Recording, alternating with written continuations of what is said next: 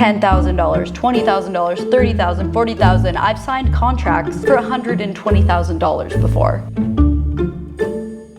When I became a real estate agent, I was pretty excited to get into something where I no longer was going to have people constantly be like, oh, I want to get into that, like with being a YouTuber. Until I did it and realized pretty much everyone wants to get into real estate too. And honestly, how could I blame people? You get to build your own brand. You get to build your own schedule. You have the potential to get some really big checks. The opportunities are endless. There really is no ceiling, no position that you get stuck in. Like, you can keep growing and growing and growing. And so for the right people that are really motivated, both of these jobs are just like a dream come true. I don't think a lot of people do what I do though, where they do both of them. And you know, over the past year and a half, going from being a YouTuber to being a real estate agent as well, I have to like switch into these different mindsets when I jump into either part of that career. And today I want to talk to you about what I like about them, what I don't like about them, which ultimately is harder, how you make money from them, and my experience with them. If you are currently a real estate agent interested in learning how to become more of an influencer and drive leads through video marketing, I am going to be coming out with a course very soon to teach you the ins and outs on how to be successful on YouTube, how to create good content, and how to market it to an audience and eventually drive leads and work with awesome clients through YouTube videos like I've done. So if you are interested in that, it's not out yet, but shoot me an email in the email below with your name and I'll add you to the list to be notified when that is available. So let's start with how you get paid. As a real estate agent, it's pretty commonly known you get paid a commission when a house sells. And this tends to be 2.5% to 3% of the purchase price. If you sell $1 million home at the 3% commission, that's $30,000. You have to join a brokerage, so your brokerage does take a cut. Let's say they take a 20% cut of that. So that leaves you with $24,000. Here in Seattle, $1 million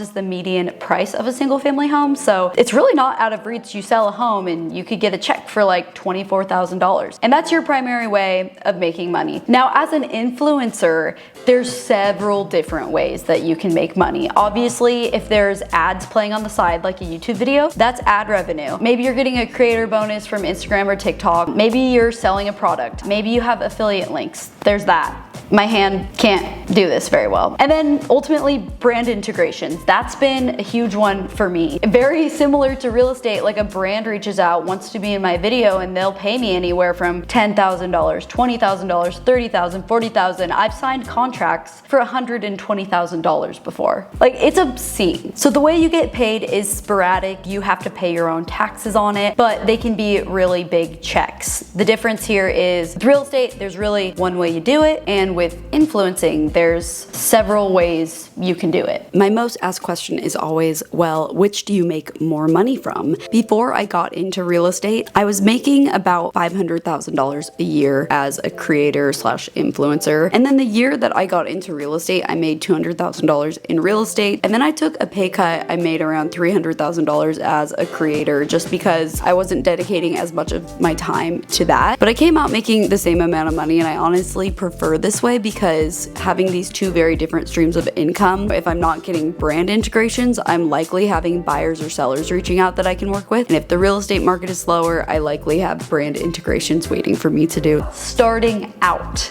Both of these careers are very similar in it is so hard starting out in both of these. You're not at square one. You're not at ground zero. You're at square -10 and 50 feet under the ground. When you start a normal job, people just give you tasks and you get your salary. When you start being an influencer, you just start uploading stuff and no one views it. No one's gonna see it. When you start being a real estate agent, you get your license and no one wants to work with you because you're brand new. You have to have so much drive and self-motivation. And ultimately, in both of these industries, it's not uncommon to not make a living wage doing this stuff your very first year. And you are grinding and working so hard. And that's the thing though. You have to think about this first year where you're putting in so much effort for free as like your education. You're like your college for this career path, right? Because the barrier of entry is practically free for both of these. Real estate, it's like $500 for the course, some licensing fees, but it's a very low barrier of entry. Influencing, literally, You can do it with your phone. It's free. You can start tomorrow. But, you know, with any career or thing out there, like people had to get educated before they did it. You know, what I find is because it's so hard, the people that are passionate about it and good at it, they keep doing it. They finally grow after a year.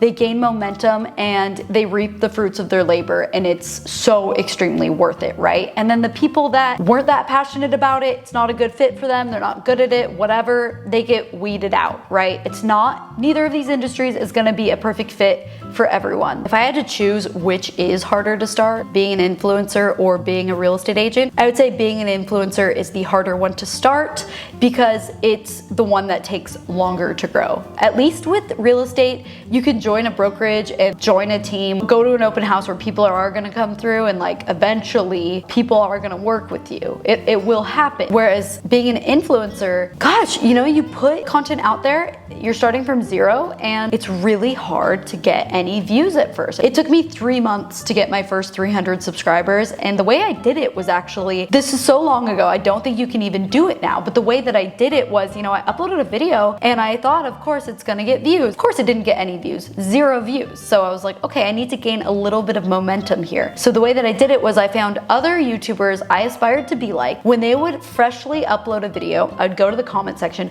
I would not comment replying to people, but I would hit Command T and open up a bunch of tabs of those people. And at the time, you could message within YouTube. There was like an inbox, and I would just message these people. I would message them. All I would say was hi.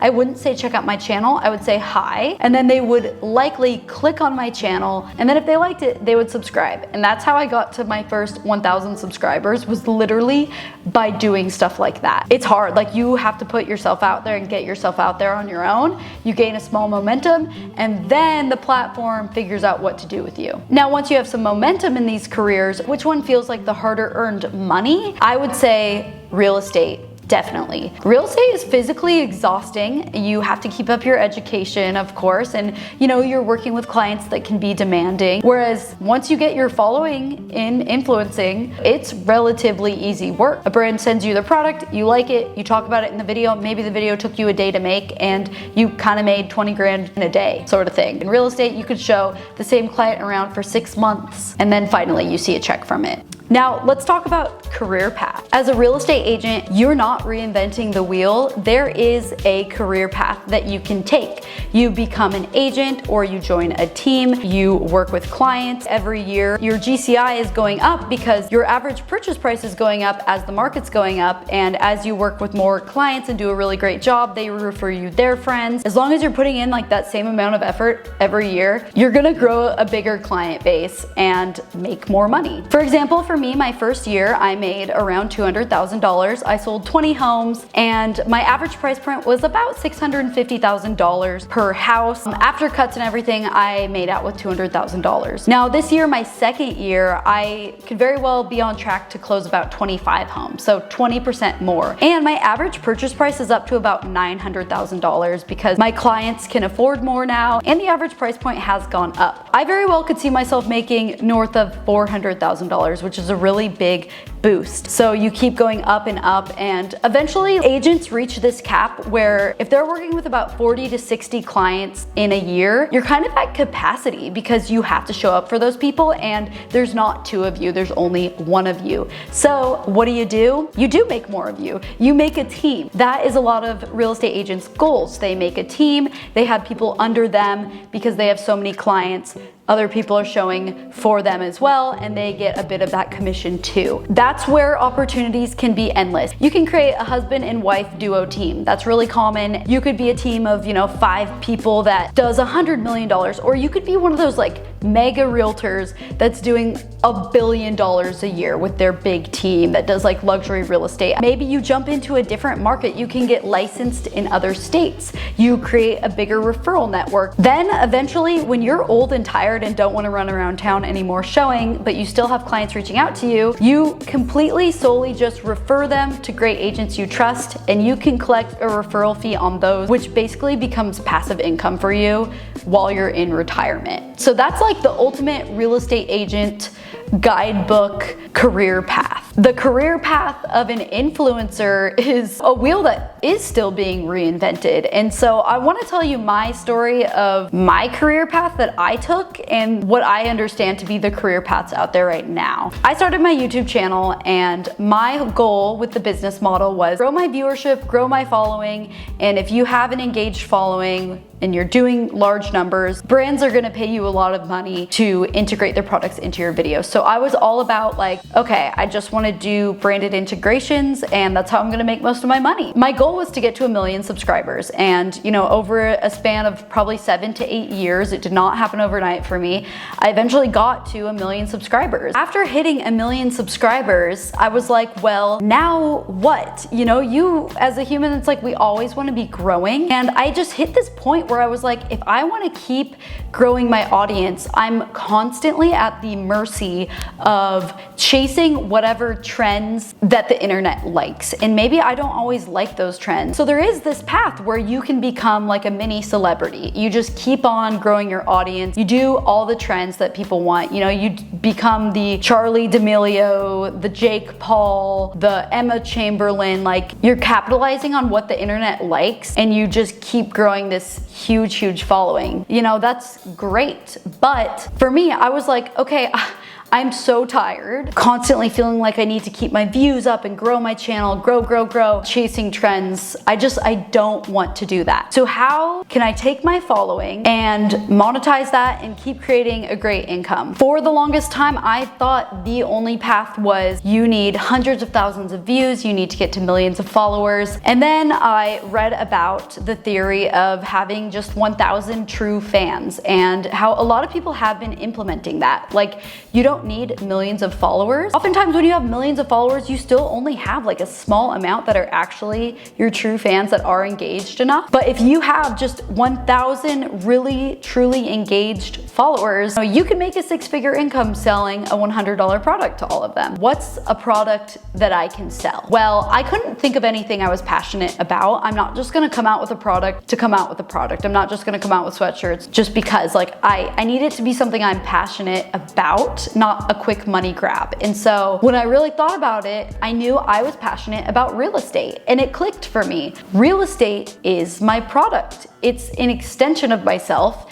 and I can sell myself in my videos as someone that you should work with as a real estate agent. And suddenly, with like every video that I talked about real estate in, I would get a really great lead from it that would eventually convert into a buyer or a seller, and I would close a house, and it created this whole new stream of income. And yeah, if I can get 10 people out of that, that's a 6-figure income. If you're considering being an influencer, I just want you to know your goal does not have to be to have 1 million followers. It doesn't need to be to have 50,000 followers. In fact, you're better off having 5,000 really engaged Instagram followers versus 50,000, but 5,000 of them really are the ones interacting with you. Don't worry about the numbers. If you have some sort of value, some sort of product to sell, you can be an influencer. And that's where I think any real estate agent should be an influencer. I mean, you are traditionally an influence to your community as a real estate agent. Like, you're someone clients lean on to know more about a city or a neighborhood and the market value. So why aren't you doing that online at a bigger scale where you can reach more people? There's another real estate agent that I'm friends with in this area, and he makes YouTube videos, and he gets a couple hundred views per video, maybe 1,000 views. So you would think, compared to me, he must be barely getting any leads. No, he literally gets more leads than me. He's closing more houses than me, because it doesn't matter how many followers you have. It's just engaged followers and making great content that is entertaining and informative. So that's how you get paid. That's how you kind of get started. And those are like the career paths, right, that you can do. Okay, now let's talk pros and cons. The biggest pro of being an influencer is when someone does reach out about working with you, they've already decided that they want to work with you. They've seen all your content and they believe in you enough where they already reached out. And that's huge because in real estate, it's not like that. More than selling homes, you are selling yourself to clients. You're selling your value. Someone walks through the door of an open house and you're like trying to sell them on why they should work with you, and they might not want to, and you like face rejection in real estate. And influencing, like, you don't flat out really face rejection. Like, I never did. The next pro about influencing would be, to me, it never felt like a competition because it's the internet, and the internet's so big, it's so worldwide. Like, even if someone's doing the same thing as me, I just feel like there's so many eyes out there. If I'm making really great content, like, they're gonna see my video and they're gonna see someone similar to me's video and like both. Whereas real estate can feel like a competition. I don't like to think of things that way ever, but I think a lot of other agents operate in this way of like, they get jealous if you get someone that wants to work with you and like they don't have someone working with them, because at the end of the day, like, each market only has a finite amount of homes and probably has more real estate agents at this point than homes. So it has gotten to a point where like it is a competition, and that does suck. In influencing, you're building your own brand and it's your own content, and every ounce of effort that you put into it, you get something back from that. Whereas in real estate, a major con is like, you can put so much effort into something and a lot of your time gets wasted. And I'm not saying it as a complaint, it's just the nature of the business and how it works. And it can be really frustrating though, and hard for people to get over, because ultimately, you know, you're gonna have these buyer meetings, you're gonna have these seller meetings where the people will ghost you. You'll go show people homes and then they decide they don't wanna work with you, or they don't wanna buy a house anymore, or they're gonna buy in a different city. You know, my first year, of the 20 homes I sold and the clients that I worked with, there was probably 20 more prospective people that just kind of flaked or ghosted, and it's not unique to me. It's not uncommon in the industry for that kind of thing to happen. But man, it was hard to wrap my head around that, you know, coming from something where every ounce of effort I put in, I got something out of it. And that's, you know, the beauty of influencing and growing your own business in that way. And the major con, the ultimate con, I would say, of being a real estate agent is just the nature of the business of how people waste your time. Now, things that I liked about real estate, it's a very personal business and you're constantly meeting new people, which is fun and exciting, and that really like filled up my cup. Versus influencing can be the most isolating job. You're like just working with yourself. Next, going into homes is obviously really fun. Every home is different. You see really beautiful ones, you see really ugly ones, and it's just a lot of fun. Versus when you're an influencer and you're out creating content, oftentimes it's just awkward. Like if you have to go out in public and people are looking at you. And the last thing I really love about real estate is how straightforward it is. Like, you don't have to be creative in this job if you don't want to. After coming out of, you know, creating things all the time, I was a bit exhausted from that. So it was nice to have an outlet where I knew it's just a straightforward job where you're just taking the facts, deciphering them. Being a real estate agent is something that a lot of people can be sufficient at and succeed at. Not everyone can entertain and perform and do these things online that creators do. Although a lot more people can that they just don't give themselves credit for. Because I think everyone out there has a voice and something interesting to say, which leads me into another thing that makes these careers different is the perception. In real estate, how you're perceived is very important. You should be professional. Ultimately, like if you look younger, it's harder for you because, you know, people are buying this huge asset. They wanna feel like it's someone that's all grown up, right? That they can trust. You have to work really hard on how you are perceived to people in the real estate industry. Whereas as an influencer, you just need to be yourself and be authentic, and there is some weird corner of the internet that's made for you. You don't have to be the popular cheerleader type. You don't have to be a beauty guru. You could love opening Pokemon cards, or you could love talking about boats or reviewing cars. Like any interest you have, you can be silly, you can be whatever you want to be. You don't have to be all professional and buttoned up. But you do have to have the confidence to put yourself out there and find a way to be entertaining, which it really just like can take a lot out of you, because ultimately like you're performing when you're making a video. So that is it for me, basically spilling my thoughts of what YouTube mode is like for me and what real estate mode is like for me. My closing thoughts for you are, if you are an influencer and you have a knack for real estate and the cons that I described don't bother you and like you want to get into this industry, you know, you're gonna have a leg up and an easier time. And if you have a passion for it, you might really like it. And yeah, if you're like an influencer with a following, you want to get into real estate, shoot me an email. Like I'd be happy to talk to you about it. And if you're a real estate agent and you're considering getting into influencing, whether it be Instagram Reels, TikTok, YouTube, shorts, or longer form, what are you doing still sitting here? You need to do it. Seriously, it will help you grow your business. If you need help, I'm gonna have a course coming out soon. It's gonna be how to do it all from your phone, easy barrier of entry. If you have any questions in the meantime, my email is below, shoot me an email. I really am excited to get this out and help people. So thank you guys for watching. I hope you enjoyed. I'll see you next time. Bye.